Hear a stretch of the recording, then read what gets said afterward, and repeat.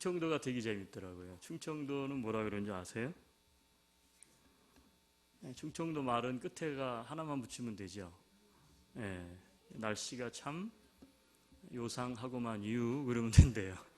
네, 여러분들이 출생지가 다르시고 사용하는 언어가 한국말인데 좀 다를 수 있는데 한번 자기 말로 인사 한번 하세요. 옆 사람한테. 네, 날씨가 참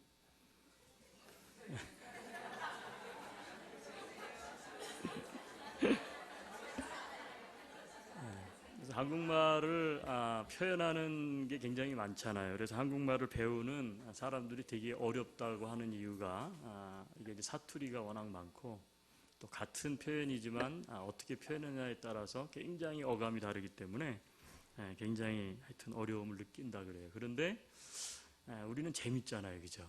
어려운 게 아니라 매력도 있어요. 한 번 더 인사합니다. 옆 사람한테. 당신은 참 뭐죠? 거시기합니다. 이렇게 하지 말고, 보리 문댕이 같습니다. 이러지 말고, 요상합니다. 하지 말고, 기분 좋게 한번 인사해요. 참 당신은 재미있습니다. 매력이 있습니다. 한번 이렇게. 예.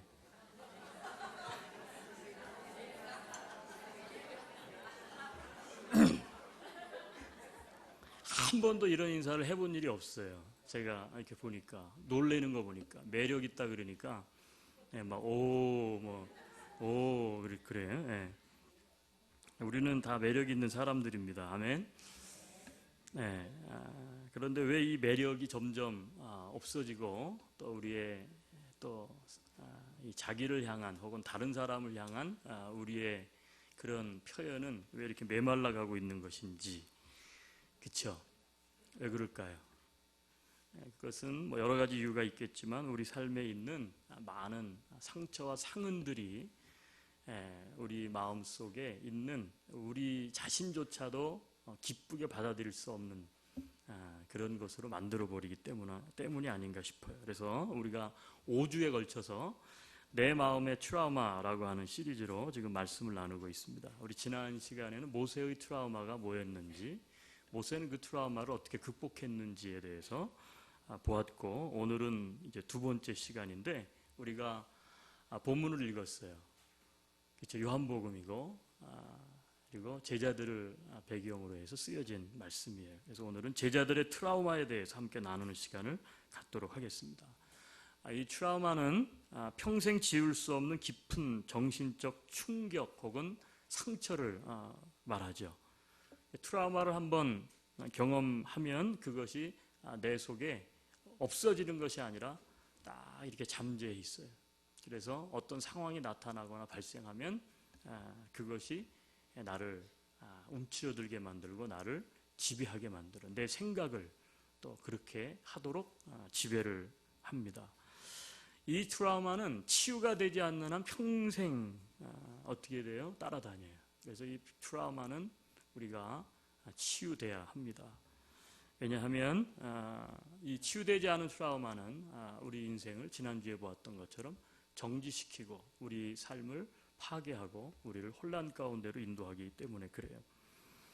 오늘도 영화 한 편을 제가 좀 소개한다면 지난주에 이어서 보신 분들이 많을 것 같아요. 우리 나이 든 분들이니까 일부 예배는 혹시 그 국제시장이라는 영화를 보셨나요? 이건 맞네. 지난주 거 별로 많지 않았는데 영화 재밌으셨어요? 네, 영화의 국제시장은 한국 전쟁 당시에 흥남부두에서 이제 철수를 하는 것으로 시작해서 그 벌어진 이야기들이죠. 그래서 부산 국제시장 그리고 우리가 아는 것처럼 또 이제 월남전, 그 다음에 독일 광부, 그 다음에 간호사 파견 이런 내용들을 배경으로 다루고 있는 영화예요. 주인공이 덕수죠. 근데 그 덕수는 이런 모든 비극을 관통하는 인물입니다. 덕수는 트라우마를 가진 인물로 등장을 하는데 흥남부두 철수 때 장남이었던 덕수는 어린 나이였지만 이제 막순이라고 하는 여동생을 책임져야 돼요. 그래서 어떻게든지 간에 미군 군함에 승선을 해야 되는데 사람들이 너도 나도 서로 타려고 하는 아수라장이기 때문에 아버지가 독수를 헷갈린다. 독수를 막순이를 독수한테 맡긴 거죠. 그래서 막 배에 올라가는데 그만 어떻게 합니까? 막순이를 놓치고 맙니다. 그러니까 아버지가 이 막순이를 두고 갈 수 없으니까 배에서 떨어진 막순이를 찾으려고 흥남부두에 남게 되고, 그리고 배는 이제 떠나서 부산으로 오게 되죠. 결국 그것이 아버지와 막순이 그리고 덕수 남은 가족들과의 이별이 되고 맙니다. 그래서 이 덕수에게 남은 것은 항상 어떻게 돼요? 거기에 대한 트라우마가 있는 거예요. 나를 믿고 맡겼는데 나 때문에 막순이도, 그리고 나 때문에 또 막순이를 찾으러 아버지가 또 거기에 남게 돼서 나 때문에 이렇게 됐다. 나 때문에 이렇게 됐다. 그리고 이제 부산에 와보니까 먹고 살 길이 막막하잖아요. 그러니까 네가 가족을 먹여 살려야 된다라고 하는 그 이제 아버지의 어떻게 보면 기대감, 가장으로서의 그것 때문에 이 덕수는 오랜 세월 동안 이 무거운 짐을 지고 인생을 살아가게 됩니다. 그래서 자기 때문에 아버지와 막순이와 헤어졌다라고 하는 어떤 일종의 죄책감, 이것이 이제 깊은 상처가 되죠. 이게 트라우마예요. 그래서 이것 때문에 평생을 하여튼 억척스럽게 일을 합니다. 그래서 독일 광부로 막 지원을 하게 되고요. 또 베트남 참전 용사가 돼서 또 나가기도 하고, 표면적으로는 살기 힘든 상황을 극복하기 위해서 몸부림치는 것 같지만 사실은 그 내면에 원래 덕수가 그런 인물이 아닌데, 덕수 자체를 그렇게 몰아가는 건 뭐냐면 바로 아버지의 역할, 그 역할을 자기가 아버지를 대신해서 감당했어야 되는데 하지 못하고 막순이를 잃어버렸기 때문에 그거에 대한 상처, 상흔이 자기 인생을 계속해서 몰아가게끔 그렇게 하는 거예요. 그러다 보니까 자신을 희생할 정도, 그리고 너무 지나칠 정도로 짓누르면서 자신이 아닌 아버지로서의 이 모습으로 인생을 이제 살아가게 됩니다. 이 자리에 아마 오랜 동안 서도 광부로 가셨던 분들이나 또 베트남 참전하셨던 분들, 또 우리의 부모님들 세대는 아마 이것이 어떤 의미를 가지고 있는지를 다 알 것 같아요. 그것이 잘못됐다고 이야기하는 것이 아닙니다. 그게 어떻게 보면 우리나라 근대사에서 어떻게 보면 우리 모두는 이 덕수와 같은 이런 상처들을 жил머지고 나라고 하는 존재는 잊어버린 채, 그렇죠? 가장으로서 혹은 아버지로서 엄마로서 나 아닌 어떤 모습을 탈을 쓰고 그것을 위해서 나를 희생하면서 살아온 것이 사실이에요. 그러다 보니까 어떻게 됩니까? 인생에 자유함이 없어요. 자유함이 없어요. 나로서 살아보질 않은 거예요. 나로서 살아보질 않았어요. 그리고 희생하고 자신을 억누르고 그 기대감에 부응하기 위해서 이제 몸부림치는, 그래서 생활은 나아지고, 그리고 한국은 잘 살게 되었는데 한국에 있는 대다수의 많은 사람들은 이 안에 상처와 상흔이 있는 거예요. 그러니까 강대국이 되고 선진국이 되고 옛날보다 잘 살게 되고 목표는 달성했는데 진정한 행복을 어떻게 추구하는지, 진정한 행복을 누리는 것을 우리들은 상실해 있어요. 이것이 어떻게 보면 큰 트라우마가 남긴 하나의 상처가 아닐까 싶어요. 그래서 이 국제시장이라고 하는 영화는 한 사람을 보여주는 것이 아니라 어떻게 보면 총체적으로 우리 시대의 그 아버지들, 우리의 부모님들이 삶을 어떻게 살아왔는지, 그 부모님들의 그 어떻게 보면 좋은 모습도 있고 억척 같고, 그렇죠? 막 도전적이고 그런 모습도 있지만 어떻게 보면 그 뒷모습, 자신의 존재감조차 잃어버리고 눌려있고 희생하고 그 뒤에 가정을 위해서 헌신했던 그런 것으로부터의 어떻게 공허감, 이런 것들이 여전히 남아있는 게 아닌가 싶어요. 그러다 보니까 이게 이제는 잘 살게 됐는데도 어떻게 됩니까? 우리나라 사람들 물어보면 행복하지 않다는 거예요. 행복하지 않다는 거예요. 자식들에게 그렇게 해서 내가 가난을 물려주지 않기 위해서 그렇게 희생하면서 했는데 자식은 너무 잘 살아. 고생은 내가 다 했는데. 근데 자식들이 아버지 너무 고마워요. 당신들이 없었으면, 당신의 희생이 없었으면 우리는 오늘날 이렇게 행복할 수 없었어요. 이렇게 해야 되는데 아버지 뭐 더 주실 거 없어요? 하신 게 뭐예요? 아버지는 왜 꼭 그렇게 생각하세요? 왜 그렇게 그렇죠? 뭐 이런 식으로. 그러니까 어떻게 하면 이 부모 세대가 상처가 굉장히 많은 거예요. 여러분, 오늘 성경은 우리가 이 성경을 해석할 때 여러 각도에서 많이 해석을 했을 것이고, 아마도 이 해석은 예수님이 부활하신 후에 제자들에게 나타났다. 그래서 부활절 때 보통 많이 보는 말씀 중에 하나예요. 그리고 그 뒤에 나온 도마 이야기는 믿음이 없는 사람, 토마스, 그죠? 도마는 믿음이 없는 사람, 보지 못하고 믿어야 되는데, 우리는 이런 각도로 이 성경을 많이 보아왔어요. 근데 여러분, 우리는 이 사실을 기억할 필요가 있습니다. 제자들에게는 엄청난 트라우마가 있었다는 거예요. 그 트라우마는 십자가에서 생긴 트라우마였어요. 자, 예수님의 제자들은 3년간 예수님을 따라다니면서 동고동락을 했습니다. 예수님을 위해서 배도 버리고 부모도 떠나고, 그리고 예수님이 구세주야. 예수님이 인생의 전부야. 그래서 모든 것을 다 걸고 예수님을 쫓아다녔단 말이에요. 그런데 어떤 일이 벌어집니까? 예수님이 십자가에서 돌아가신 거예요. 여러분, 우리는 쉽게 생각할 수 있는데, 우리가 만약에 그 제자들이었다면, 현장에 있었다면, 제자들은 여러분들은 어떤 느낌을 받았을까요? 어떻게 보면 자신들의 소망이 완전히 다 물거품이 된 거 아닙니까? 어떻게 보면 십자가에서 예수님이 처형을 당하신 거 아니에요. 로마에 의해서 처형을 당했어요. 근데 그 예수님을 죽게 만든 것이 유대인들이요. 그러니까 이 제자들은 십자가에서 예수님이 죽는 순간 절망이 그들을 엄습해 왔어요. 그리고는 또 하나의 충격을 받게 되는데, 그건 뭐냐면 두려움이라는 거예요. 예수님도 죽였다면 우리도 곧 죽을 수 있다. 잡혀 죽을 수 있다. 3년간 동로동락했던 제자들은 어떻게 보면 굉장히 비참해졌어요. 오갈 데가 없어졌고, 이제는 구심점이 사라진 거예요. 소망이 무너진 거예요. 어떻게 보면 상처가, 충격이 이 속에 자리 잡고 있는 거예요. 그 상처는 십자가라고 하는 사건이었어요. 십자가는 죽음을 말하죠. 죽음이 가져오는 트라우마.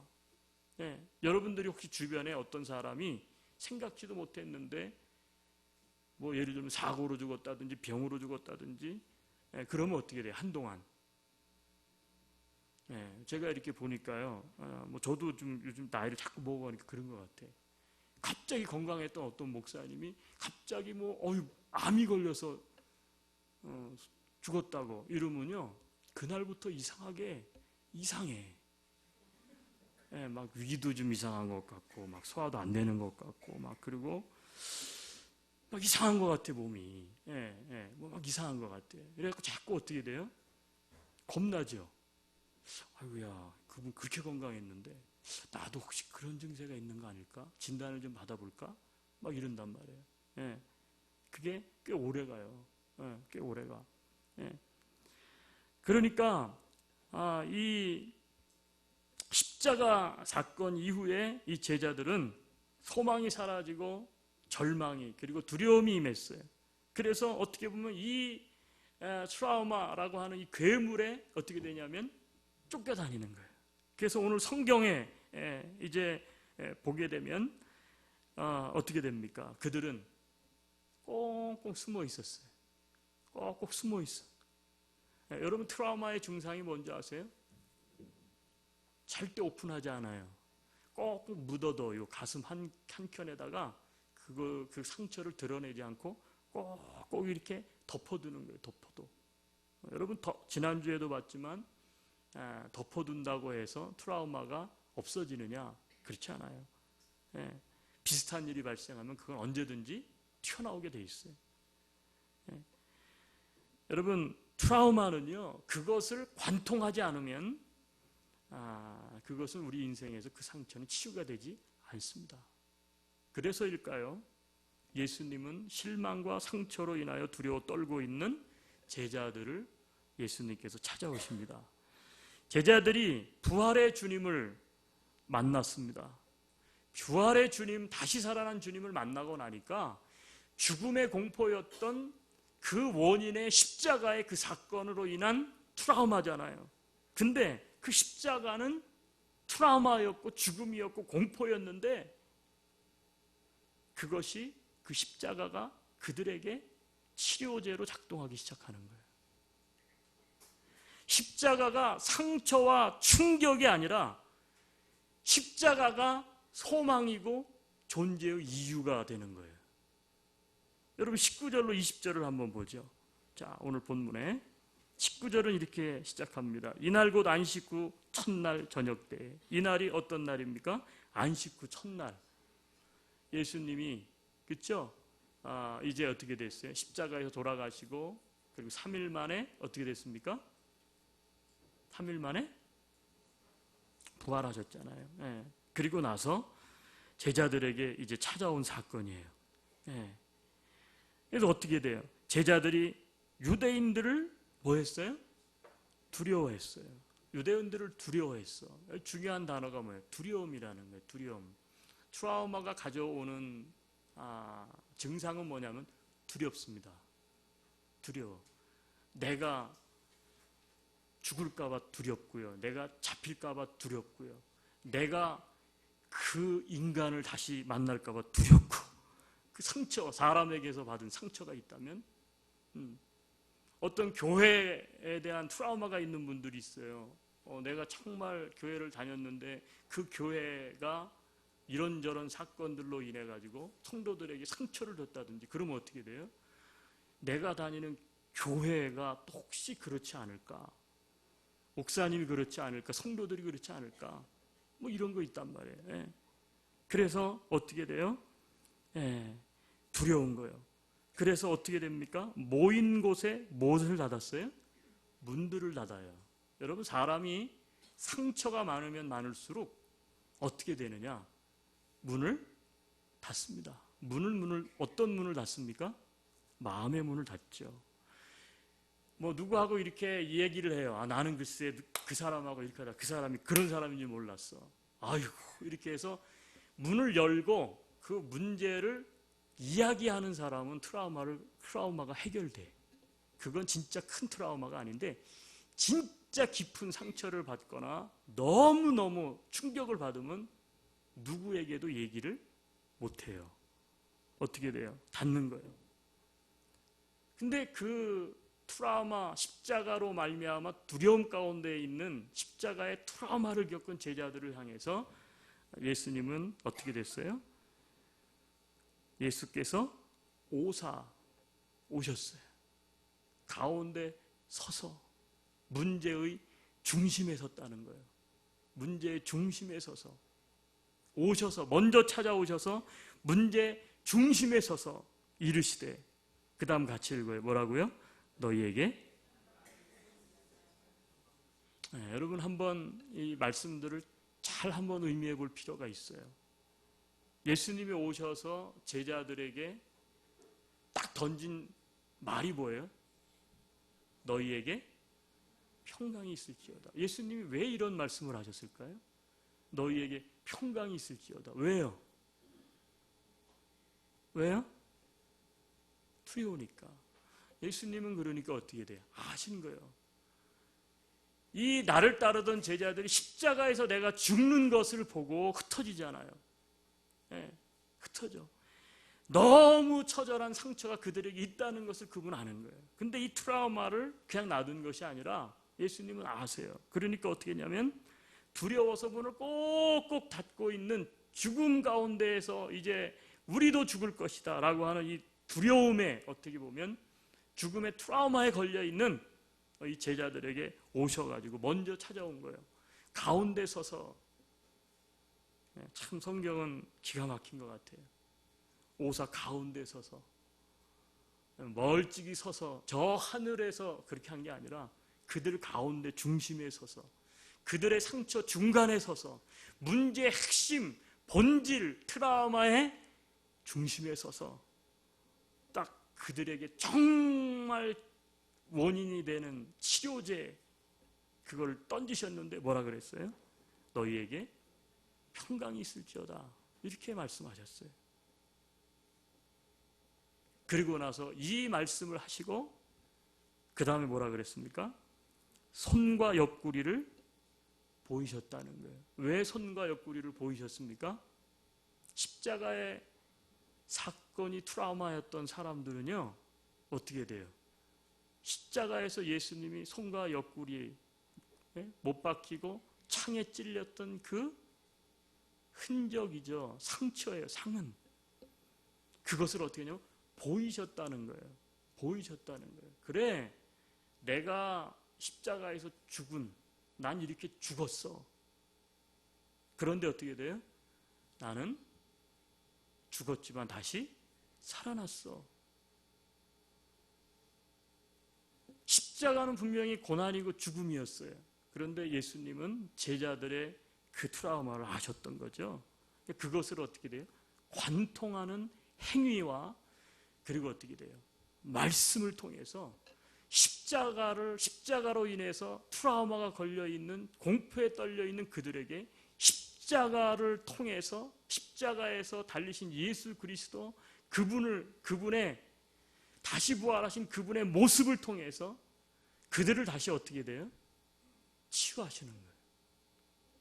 치유하시는 거예요. 네. 여러분, 트라우마는요, 그래서 피하거나 회피한다고 해서, 시간이 지난다고 해서 잊혀지거나 없어지는 게 아니에요. 조금 감소할 수는 있어요. 그런데 반드시 어떻게 돼요?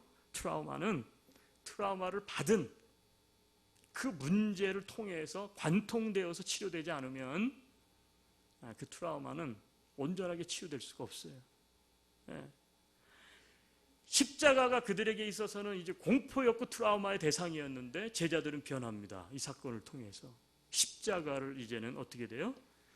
지고 십자가를 드러내고 십자가를 자랑하는, 십자가가 오히려 뭐가 돼요? 자기들의 사명이 돼요. 소명이 되고. 자, 근데 여기서 우리가 한 가지 분명하게 봐야 될 것은 그 다음이에요. 다음. 자, 24절부터 24절. 누가 갑자기 등장합니까? 도마예요. 그 현장에 도마가 없었어요. 다른 제자들은요, 부활하신 주님을 만났고요, 예수님이 다시 사셨다, 그걸 알았다고요. 그런데 도마는 그 현장에 없었어요. 그러니까 그 이야기를 들으니까 그 제자들이 무슨 얘기를 했겠어요? 두려움 가운데에서 해방되어가지고 예수님이 다시 사셨어. 야, 우리가 이렇게 두려워서 떨고 이렇게 숨어 있을 게 아니야. 예수님의 말씀대로 그분이 다시 살아나셨어. 이 트라우마가 막 극복된 거잖아요. 극복됐어. 그런데 그 현장에 없었던 도마는 뭐라고 얘기했냐면, 나는 내가 직접 보지 않으면 나는 못 믿겠어. 이렇게 이야기를 하는 거예요. 우리는 여기서 이 도마를 항상 믿음이 없는 인물로만 묘사를 해요. 그렇죠? 물론 그 현장에 없었기 때문에 그런 말을 하는 건 사실이에요. 그런데 여러분, 이것을 우리가 오늘 나누는 이 트라우마의 입장에서 보면요, 도마가 왜 그렇게, 나는 내가 직접 만지고 보지 않으면 나는 진짜 믿지 못해. 그래서 믿음이 더 적은 자로만 우리가 해석을 하지만, 그러나 여러분, 이것은요 좀 다른 각도에서 볼 필요가 있어요. 그게 무슨 얘기입니까? 도마는 다른 사람보다 더 깊은 트라우마를 가지고 있어요. 여러분, 똑같은 사건, 똑같은 충격을 여러 사람이 같이 경험하잖아요. 동시에. 근데 어떤 사람은 트라우마로 안 받아들이는 사람이 있어요. 상처가 안 되는 사람이 있어요. 어떤 사람은 상처가 돼. 근데 어떤 사람은요, 상처가 되는 정도가 아니라 그 상처가 너무너무 힘든 사람이 있어요. 다른 거예요. 도마는 그런 종류의 사람이었다고요. 누구보다도 더 깊은 트라우마를 가지고 있었던 거예요. 예수님이 어떻게 구세주고 내가 따랐던 그분이 어떻게 십자가에서 이렇게 처절하게 로마에 의해서 사람들에 의해서 죽으실 수가 있어. 다른 제자들도 물론 그렇게까지 생각은 했지만 도마는 더 깊은 트라우마를 가지고 있었던 거예요. 상처를. 그러니까 어떻게 돼요? 다시 살아났다고 하는데에도 상처가 더 깊다 보니까 그 말 가지고는 못 믿겠는 거예요. 그 말 가지고는 이게 해결이 안 되는 거예요. 근데 참 놀랍죠? 도마 한 사람 때문에 예수님이 다시 찾아옵니다. 그리고 똑같이 하세요. 평강이 있을지어다. 그리고 도마 보고 하는 얘기가 네 손을 내밀어 내 창작난 옆구리와 옷자국난 손을 네가 한번 만져봐라. 만져보라는 거예요. 그러니까 결국은 도마가 거기서 어떻게 돼요? 고백을 하잖아요. 주는 그리스도십니다. 당신이 살아나셨군요. 그래서 그의 깊은 상처도 해결이 돼요. 해결이 돼. 여러분, 십자가로 받은 트라우마를 예수님은 십자가로 어떻게 돼요? 치유하시는 거예요.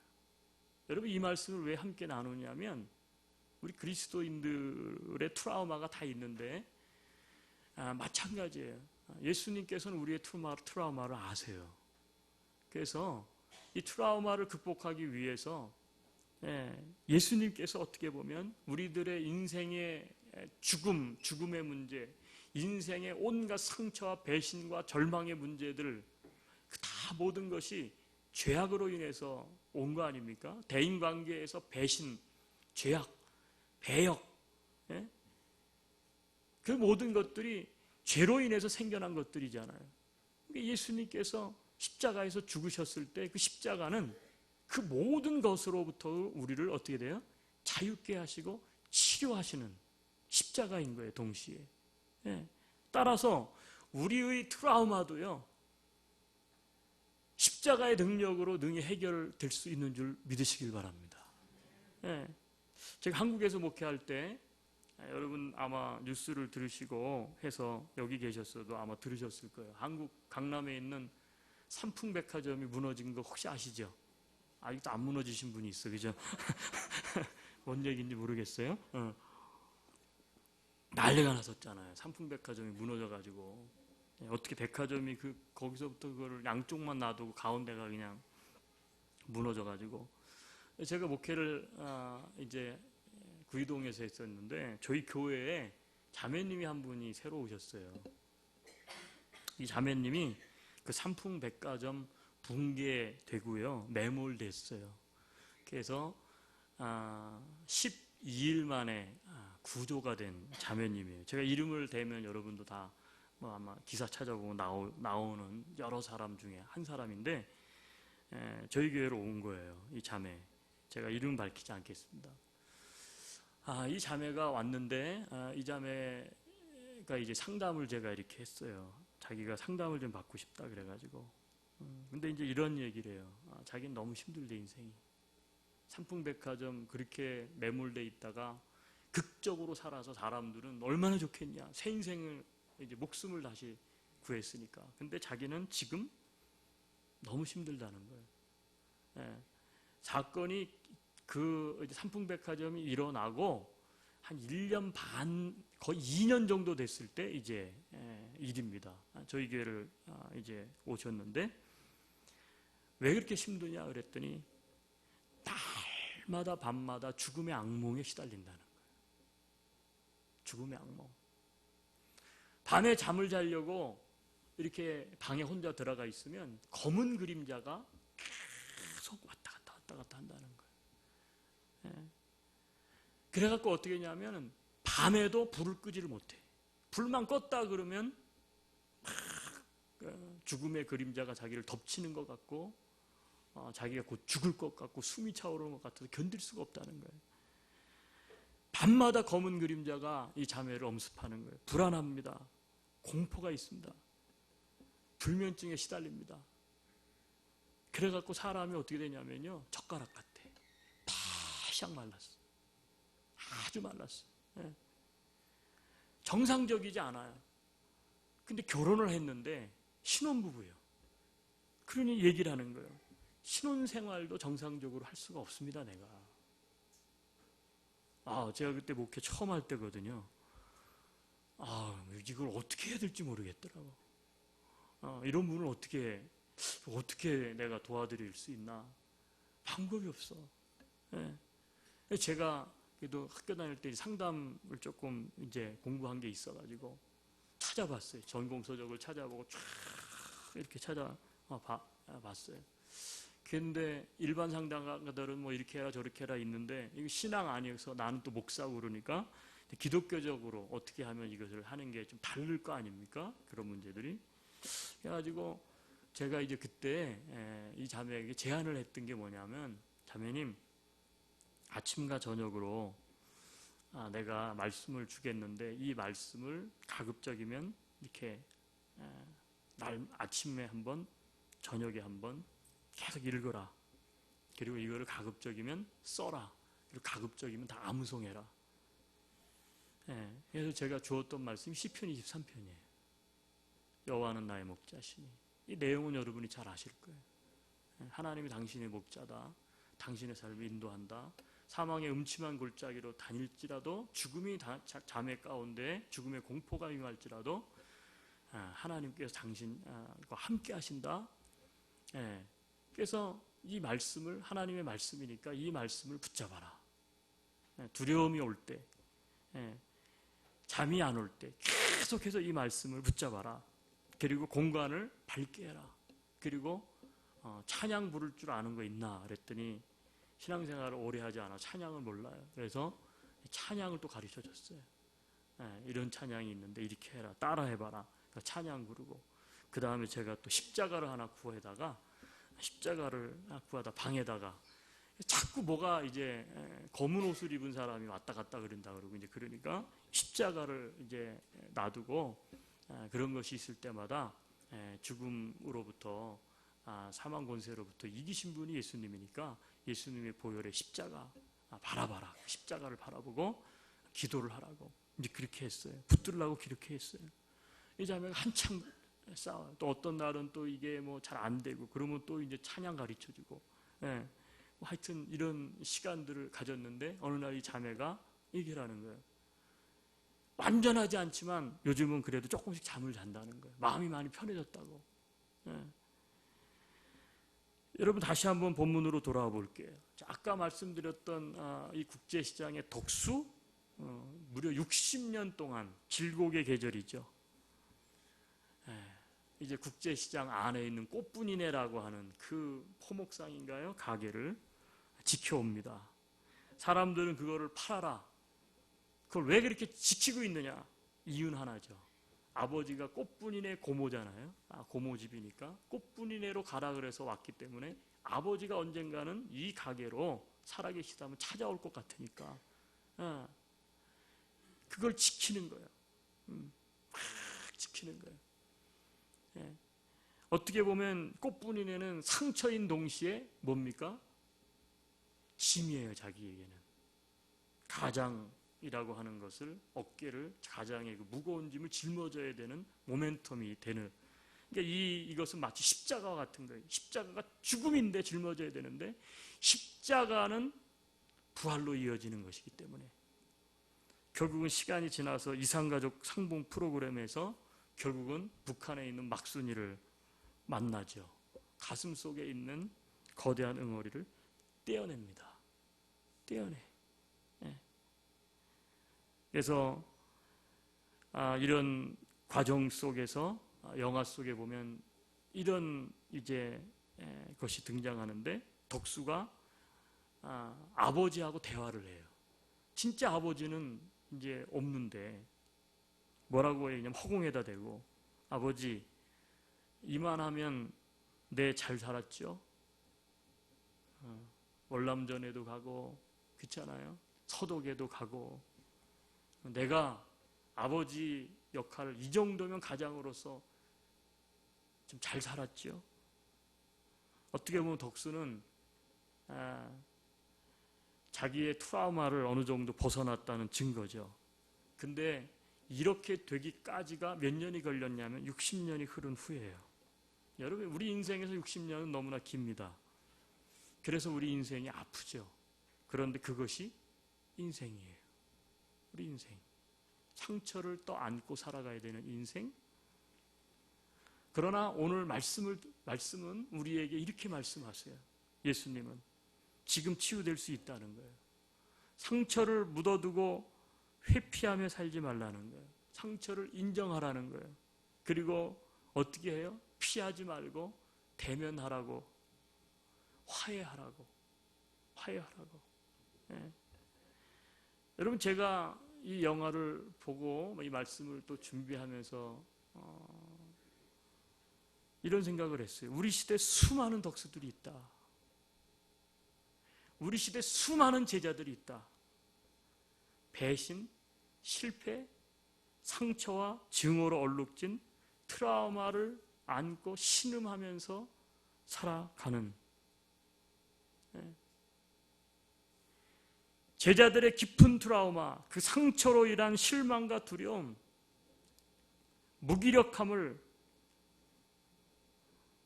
십자가의 사랑으로 치료하신 예수님, 그 부활의 주님이 오늘도 죽지 않고 살아서 저와 여러분을 돌보고 계신 줄 믿습니다. 우리 모두가 주의 십자가의 사랑으로 은혜 안에서 치유되어서 해방감을 누리시기를 소망합니다. 네. 제자들이 사명을 잃어버렸잖아요. 십자가의 그 어떤 트라우마 때문에. 근데 십자가로 관통된 부활의 주님을 만나니까 어떻게 돼요? 다시 사명의 자리에 서게 되더라고요. 네, 서게 돼. 네. 여러분 우리 찬송가 중에 십자가 찬양이 있어요. 혹시 아시죠? 이거 십자가 십자가 내가 처음 볼 때에 나의 마음의 큰 고통 사라져 오늘 믿고서 내 눈 밝았네 참 내 기쁨 영원하도다. 가사에 보면 십자가 내가 처음 볼 때에 나의 마음에 뭐가 사라져요? 큰 고통이 사라져요. 고통이 사라져요. 예수님의 제자들이 십자가 볼 때는 경악이었어요. 예수님의 죽음 때문에 피하고 싶었고 도망가 버린 거예요. 그런데 부활하신 주님을 만나고 나서는 어떻게 돼요? 십자가를 바라보는 순간 마음의 고통이 사라지는 거예요. 오늘 믿고서 내 눈이 어떻게 해요? 밝아졌어요. 상처 치유 받고서 인생이 어떻게 돼요? 밝아져요. 그래서 어떻게 돼요? 참 내 기쁨 영원하도다. 오늘 본문으로 돌아와 보니까요. 거기 지금 20절에 뭐라 그랬어요? 이 말씀을 하시고 손과 옆구리를 보이시니 제자들이 그리고 마지막 그쵸? 선언이에요. 선포예요. 뭐냐면 주를 보고 그래서 뭐 했어요? 기뻐하더라. 기뻐하더라. 그리고 우리 그리스도인들은 삶에 있는 그 어떤 트라우마도요. 이 믿음이 있어야 돼요. 우리에게는. 이 믿음이. 어떤 믿음이 있어야 되냐면 예수 그리스도의 십자가로 모든 우리 삶 가운데 있는 상처도 치유될 수 있다. 우리는 다시 기뻐할 수 있다. 이 믿음이 우리에게 있게 되기를 바랍니다. 이 믿음이 우리에게 있다면 여러분 십자가는 더 이상 고통이 아니에요. 트라우마는 우리 인생을 무너뜨리지 못합니다. 예. 이 찬양을 많이 하고 싶은데, 그죠? 하고 싶으시죠? 그럼 오후 2시에 합시다. 십자가의 사랑으로 치유받은 이야기들과 노래들을 오늘 이제 주리 자매님이 이제 한국에서 오셨잖아요. 예, 제가 전에 한번 오셨을 때 물어봤어요. 이름이 진짜 주리냐? 이름이 주리냐? 근데 뭐라고 했는데 까먹었어 제가. 하여튼 이게 까먹었어. 죄송한데. 예. 그래서 이제 치유받았던 예수님의 사랑을 막 주신대요 오늘. 그렇죠? 주리 자매님을 통해서 함께 마음껏 찬양하고 또 치유되는 시간들이 되시기를 기대합니다. 아멘. 한번 인사했으면 좋겠어요. 옆에 보시고 조금 이따 봅시다. 한번 눈을 감아볼까요? 같이 한번 이 시간 기도했으면 좋겠어요. 모세의 트라우마는 백성들이 자기가 헌신하고 했는데도 자신을 알아주지 못해서 결국은 그는 자기가 애굽 사람을 쳐 죽인 것, 그 일 때문에 그것이 고발이 되어서 광야로 40년 동안 숨어 들어갑니다. 그런데 하나님은 그를 다시 찾아오셨어요. 그리고 그 문제를 다시 끄집어내십니다. 그리고 하나님의 지팡이를 들고 다시 가라 말씀해 주셨어요. 우리에게 하나님의 지팡이가 들려져 있습니다. 오늘 제자들의 트라우마도 마찬가지예요. 십자가로 인해서 트라우마가 생겼습니다. 그런데 예수님은 다시 오셔서 십자가로 인하여 그들에게 소망을 주셨어요. 혹시 우리 가운데 어떤 트라우마가 내 인생 가운데 고통이고 상처고 너무너무 아프고 그래서 신음하시는 분이 있습니까? 꼭꼭 묻어둔 누구에게도 이야기할 수 없는, 그렇다면 제자들에게 찾아오셨던 예수님이 오늘도 말씀하세요. 십자가의 사랑으로 은혜 안에서 네가 자유케 되기를 내가 원한다. 평강한 인생을 살기를 내가 원한다. 기뻐하는 삶을 살기를 내가 원한다. 그래서 내가 십자가에서 그 절망을 안고 너를 위해서 죽었지 않느냐. 우리 속으로 우리가 한번 생각하면서 기도했으면 좋겠어요. 하나님, 나에게 이런 트라우마가 있습니다. 십자가를 내가 다시 붙잡습니다. 나의 마음의 고통 사라지게 도와주시옵소서. 회피하지 않겠습니다. 묻어두지 않겠습니다. 드러내겠습니다. 내 눈을 밝혀주시옵소서. 우리 같이 한번 주님 앞에 기도하며 나아갑시다. 기도하겠습니다. 할렐루야.